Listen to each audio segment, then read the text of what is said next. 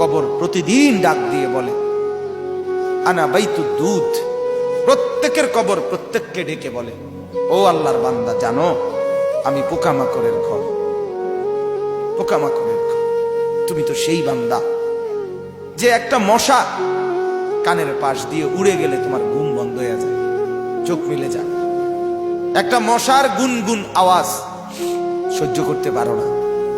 একবার কয়েল, একবার অ্যারোসোল, একবার মশারি, এরপরেও তুমি চাও যে একটা মশাও যেন আমার কানের কাছে গুনগুন না করে। তো 5 ঘন্টার ঘুমের জন্য, 6 ঘন্টার ঘুমের জন্য বান্দা এই যত্ন নিলা, অনন্তকাল কিংবা বছরের পর বছর কবরের যে ঘুম দিবা, পড়ে থাকবা সেই ঘরে, পোকা মাকড়ের ঘর, সেই ঘরে তুমি ঘুমাইবা কেমনে, থাকবা কেমনে? আমার বাপ, আমি থাকবো কিভাবে? আমি থাকবো কিভাবে বলে?